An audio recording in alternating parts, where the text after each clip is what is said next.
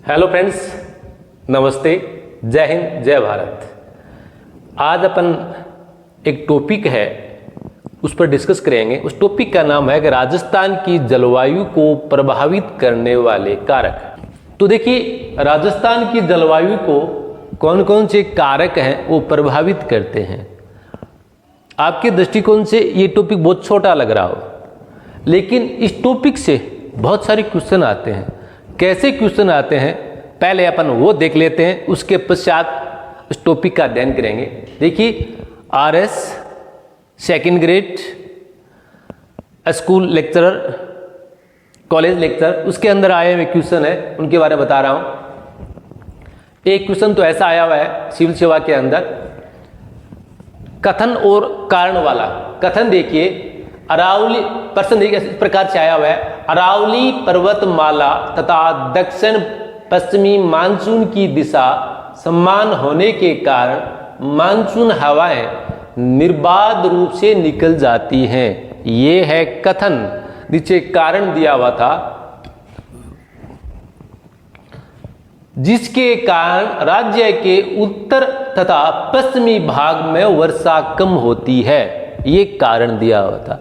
अब ए दे दिया, कथन सही है, ब दे दिया, कारण सही है, से दे दिया, कथन और कारण दोनों सही है, द दे दिया, इनमें से कोई सही नहीं है। इस प्रकार का क्वेश्चन आया हुआ है। एक सिविल सेवा के अंदर इस प्रकार का क्वेश्चन आया हुआ है कि राजस्थान की जलवायु को निम्नलिखित में से कौन सा कारक प्रभावित नहीं करता है। ध्यान से देखिए आप, कौन सा कारक प्रभावित नहीं करता हुआ है। ये पीछे स्कूल लेक्चर थी, उसके अंदर भी आया हुआ है। तो इनमें से ए दे दिया, नंबर 1 दे दिया अक्षांशीय स्थिति, नंबर 2 दे दिया उच्चावच, नंबर 3 दे दिया समुद्र का प्रभाव, और नंबर 4 दे दिया धरातलीय विशेषताएं। अब उनमें से दे दिया ए 1 2 3 4, चारों कारण सही हैं। नंबर ब 1 2 3 सही है। नंबर से 2 3 4 सही है। नंबर द 3 नंबर सही नहीं है। इस प्रकार से अब आपको छाड़ना होता है। तो इनमें से कौन सा होगा? 3 नंबर सही नहीं है। समुद्र का प्रभाव नगण्य प्रभाव होता है राजस्थान की जलवायु के अंदर। एक क्वेश्चन इस प्रकार से आया हुआ है कि राजस्थान की जलवायु अक्षांशीय दृष्टिकोण से कौन सी है? तो आएगा लगभग उपोष्ण कटिबंधीय जलवायु। एक क्वेश्चन ऐसा आया हुआ है कि दैनिक तापांतर राजस्थान के किस भाग के अंदर सर्वाधिक मिलता है? हाड़ौती का पठार, अरावली पर्वतमाला, थार का मरुस्थल। इस प्रकार से आया हुआ है। तो थार के मरुस्थल के अंदर इस प्रकार से इस राजस्थान की जलवायु को प्रभावित करने वाले जो घटक हैं उनमें से क्वेश्चन आए, उसी का आज हम डिस्कस करेंगे। तो चलिए, पहला हमारा आता है अक्षांशीय स्थिति। अक्षांशीय स्थिति राजस्थान की जलवायु को किस प्रकार से प्रभावित करती है। ये राजस्थान है और देखिए यहाँ से जो कर्क रेखा है 23.5 डिग्री, वो डूंगरपुर को छूती हुई बांसवाड़ा के मध्य से निकल जाती है। इस कारण डूंगरपुर का कुछ भाग, बांसवाड़ा का आधा भाग उष्ण कटिबंधीय जलवायु में आता है और राजस्थान का शेष भाग किस में आता है? उपोष्ण कटिबंधीय जलवायु में आता है। उष्ण कटिबंधीय, उपोष्ण कटिबंधीय और शीत कटिबंधीय जलवायु होती है, तो तापमान के आधार पर क्लासिफिकेशन करते हैं। ये जो मेरा कल वाला जो वीडियो है उसके अंदर आप देख लेना, उसके अंदर है। तो राजस्थान की जलवायु देखिए लगभग उपोष्ण कटिबंधीय जलवायु। क्यों? क्योंकि जो कर्क रेखा है वो डूंगरपुर बांसवाड़ा से होकर गुजरती है। डूंगरपुर व बांसवाड़ा का कुछ भाग उष्ण कटिबंधीय जलवायु में आता है। राजस्थान की जलवायु भारतीय मानसून जलवायु का एक अभिन्न अंग है। जो भारतीय मानसून जलवायु है उसी का एक अंग क्या है? राजस्थान की जलवायु है। मानसून कई प्रकार की हवाएं होती हैं। ये कल वाला जो टॉपिक था मैंने उसके अंदर बता दिया था कि जो भारतीय मानसून है वो कौन सी हवाएं होती हैं, किस प्रकार से उनकी उत्पत्ति होती है। कल वाला मेरा टॉपिक राजस्थान की जलवायु का पार्ट फर्स्ट है, उसके अंदर आप देख लेना। अगला है देखिए हमारा इसके अंदर उच्चावच। उच्चावच किस प्रकार से राजस्थान की जलवायु को प्रभावित करते हैं। उच्चावच देखिए, उच्चावच के अंदर देखें अपन 100 समुद्र की सतह से जो भी ऊंचाई नापी जाती है वो समुद्र तल से नापी जाती है। किसी भी स्थान की ऊंचाई, अपन रेलवे स्टेशन पर जाते हैं तो वहाँ पर ट्रेन रुकती है तो वहाँ पर बोर्ड लगा होता है कि ये स्थान समुद्र तल से 180 मीटर की ऊंचाई पर स्थित है। इस प्रकार के बोर्ड लगे होते हैं। तो देखिए, हमेशा जो ऊंचाई नापी जाती है समुद्र तल से नापी जाती है, समुद्र की सतह से नापी जाती है। तो समुद्र की सतह से 165 मीटर की ऊंचाई पर 1 सेंटीग्रेड तापमान कम हो जाता है। ये ध्यान देना, इसके आधार पर बहुत सारे क्वेश्चन आते हैं। जैसे हम ऊंचाई की ओर जाएंगे तो 165 मीटर पर 1 सेंटीग्रेड तापमान कम हो जाता है। अब क्वेश्चन किस प्रकार से बनते हैं? इस प्रकार से बनते हैं, मान लीजिए कोई अमुक स्थान है, वो समुद्र तल से 1650 मीटर की ऊंचाई पर है। कितना ऊंचाई पर है? 1650 मीटर की ऊंचाई पर है। और समुद्र तल पर तापमान यदि 30 सेंटीग्रेड है तो बताइए उस स्थान का तापमान कितना होगा? तो ऊंचाई की ओर जा रहे हैं, कितना? 1650 मीटर, कितना कम हो गया? 10 सेंटीग्रेड। तो 30 - 10 कितना होगा? उस अमुक स्थान का 20 सेंटीग्रेड तापमान होगा। इस प्रकार क्वेश्चन आते हैं कि देखिए, एक शहर है मैदानी भाग के अंदर इतना, उसकी ऊंचाई पर एक शहर बसा हुआ है शिमला, तो मैदानी भाग के अंदर तापमान इतना है, उस शहर का टेम्परेचर इतना है, तो बताइए शिमले का तापमान कितना होगा? और दूरी ऊंचाई तो दी होती है कि वो शहर इतना ऊंचाई पर स्थित है, तो उसके आधार पर आप निकाल लेना। इस प्रकार के भी क्वेश्चन आते हैं। अब देखिए, ऊंचावत है वो राजस्थान की जलवायु किस प्रकार से प्रभावित करते हैं।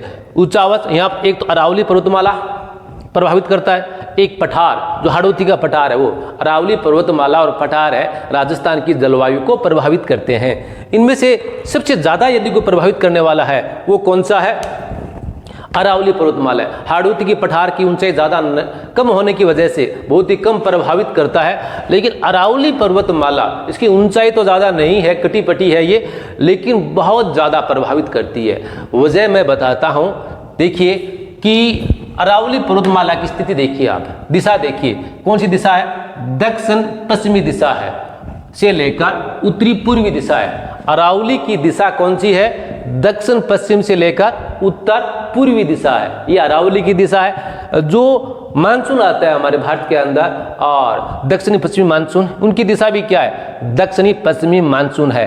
तो ये दक्षिणी पश्चिमी मानसून ये क्या प्रकार की हवाएं हैं, उन हवाओं को अरावली पर्वतमाला रोकने में असमर्थ है। तो ये मानसूनी हवाएं लगातार उनके पास से चली जाती, आगे चली जाती हैं, उनको रोकने वाला कोई नहीं है। यही कारण है अरावली पर्वतमाला तथा दक्षिणी पश्चिमी मानसून की दिशा समान होने के कारण मानसून हवाएं निर्बाध रूप से निकल जाती हैं, जिसके कारण राज्य के उत्तर तथा पश्चिमी भागों में वर्षा क्या होती है? कम होती है। दूसरा, अरावली पर्वतमाला थार मरुस्थल के दक्षिणी विस्तार को रोकती है। हाँ, देखिए, अरावली पर्वतमाला की वजह से जो थार के मरुस्थल के अंदर है वर्षा क्या हो रही है? कम हो रही है। लेकिन एक बेनिफिट भी है। बेनिफिट यह है कि थार का मरुस्थल है जो उनको दक्षिण दिशा की ओर रोकने का काम कौन कर रहा है? अरावली पर्वतमाला कर रहा है। यदि अरावली नहीं होती तो क्या होता? अरावली नहीं होती, साथ और थार का मरुस्थल है वो लगातार बढ़ता बढ़ता बढ़ता कहां तक चला जाता? विंध्याचल तक चला जाता है। विंध्याचल पर्वतमाला है, वहां तक चला जाता है यह थार का मरुस्थल। तो थार के मरुस्थल को आगे बढ़ने से रोकने का काम कौन कर रहा है? अरावली पर्वतमाला काम कर रहा है। और लेकिन अरावली पर्वतमाला इसको आगे बढ़ने से तो रोक रहा है, लेकिन यहां पर कम वर्षा होने के लिए उत्तरदायी भी कौन है? अरावली पर्वतमाला है। आगे आता है समुद्र का प्रभाव। समुद्र का प्रभाव राजस्थान की जलवायु पर बिल्कुल नहीं पड़ता है, नगण्य प्रभाव। परीक्षा के अंदर आ जाए कि समुद्र का प्रभाव क्या राजस्थान की जलवायु पड़ता है? नहीं, बिल्कुल भी 1% भी नहीं पड़ता है नगण्य प्रभाव। कारण क्या है? समुद्र काफी दूर है, हमारा अरब सागर लगता है नजदीक, अरब सागर काफी दूर होने की वजह से राजस्थान की जलवायु पर इसका प्रभाव नहीं है। अगर आता है महासागरीय धाराओं का प्रभाव, तो महासागरीय धाराओं का प्रभाव भी राजस्थान की जलवायु पर नहीं है, क्यों? नजदीक आसपास कोई समुद्र है ही नहीं। आगे देखिए धरातलीय विशेषताएं। हाँ, धरातलीय विशेषताएं किसी भी प्रदेश की जलवायु को जरूर प्रभावित करते हैं। देखिए, सूर्य से आने वाला जो प्रकाश है, जो हमारा जो वायुमंडल गर्म होता है, वायुमंडल गर्म होता है वो किसकी वजह से गर्म होता है? क्या सूर्य से आने वाली किरणों से होता है क्या? नहीं, सूर्य से आने वाली किरणों से हमारा वायुमंडल गर्म नहीं होता है। यदि सूर्य से आने वाली किरणों से, सौर विकिरणों से यदि हमारा वायुमंडल गर्म होता तो ये पहाड़ कभी भी ठंडे नहीं होते, सबसे पहले तो वहाँ पहुँचता है। तो ये देखिए, ये जो पृथ्वी से निकलने वाली किरणें हैं, जैसे कोई सूर्य की किरणें आई, पृथ्वी किस तरह उनका क्या करेगी, अवशोषण करेगी। अवशोषण करने के पश्चात जो पृथ्वी से वापस जो किरणें निकलती हैं, उन किरणों से क्या होता है, वायुमंडल गर्म होता है। जो मिट्टी, जो धरातल जितनी सूर्य की किरणों का अवशोषण करेगा, क्षमता ज़्यादा होती है, उतना ही उस क्षेत्र का टेम्परेचर बढ़ जाता है। थार के मरुस्थल के अंदर बालू मिट्टी मिलती है, बालू रेत मिलती है, उनकी विशेषताएं हैं जल्दी गर्म होना और जल्दी ठंडा होना। तो थार के मरुस्थल के अंदर बालू मिट्टी सूर्य से आने वाली किरणों का भाग अवशोषण कर लेती है और जल्दी ही अवशोषण करके जल्दी ही गर्म हो जाती है, जिनकी वजह से यहाँ पर टेम्परेचर हाई मिलता है। और उसके पश्चात रात्रि के अंदर उनका ठंडा होने की प्रवृत्ति है वो भी बहुत ज़्यादा है, क्योंकि जो पार्थिव किरणें हैं, विकिरणें हैं, वो जल्दी ही उत्सर्जित हो जाती हैं, जिनके कारण ये जल्दी ठंडी हो जाती है। इसी वजह से थार के मरुस्थल के अंदर दैनिक तापांतर क्या होता है, किसी भी स्थान का उच्चतम तापमान और न्यूनतम तापमान का जो अंतर होता है वो दैनिक तापांतर कहलाता है। अब मान लीजिए मैं दैनिक तापांतर आपको समझाता हूँ। मैं बताऊँ, देखिए मैं ये चूरू से बिलोंग करता हूँ, तो चूरू के अंदर दैनिक तापांतर देखिए, यहाँ पर दिन के अंदर मई का महीना चल रहा है, मई के अंदर दिन का तापमान 3 बजे के आसपास और कितना पहुँच गया, 50 सेंटीग्रेड पहुँच गया, 50 सेंटीग्रेड। अब देखिए सुबह वही तापमान 6 बजे के आसपास कितना पहुंच जाता है, 30 सेंटीग्रेड हो जाता है। कितना कम हुआ, 20 सेंटीग्रेड। अब उच्चतम तापमान कितना था, उच्चतम तापमान कितना, 50 सेंटीग्रेड। न्यूनतम तापमान कितना, जो सुबह के टाइम 5 या 6 बजे, वो कितना, 30। तो दैनिक तापांतर कितना आया, उच्चतम माइनस न्यूनतम कितना है, 20 सेंटीग्रेड। तो ये क्या कहलाता है, दैनिक तापांतर कहलाता है। दैनिक तापांतर राजस्थान के अंदर सर्वाधिक थार के मरुस्थल के अंदर मिलता है। इसी के साथ हमारा टॉपिक आज पूरा हुआ। कल जो टॉपिक आएगा उसके अंदर हम पढ़ेंगे कि राजस्थान की जलवायु की विशेषताएं पढ़ेंगे, पॉइंट टू पॉइंट राजस्थान की जलवायु की क्या विशेषता है। उसके पश्चात नेक्स्ट वीडियो के अंदर जो क्लासिफिकेशन है थॉर्नवेट, कोपेन और ट्रीवाथा और भारतीय मौसम विभाग के अकॉर्डिंग राजस्थान की जलवायु को 5 भागों में बांटा गया है, वो पढ़ेंगे। उसके पश्चात जो हमारा जो वीडियो आएगा उसके अंदर जलवायु से संबंधित, राजस्थान की जलवायु से संबंधित जितने क्वेश्चन बनते हैं और आए हैं उसका हम डिस्कस करेंगे। तब तक के लिए धन्यवाद। जय हिंद, जय भारत।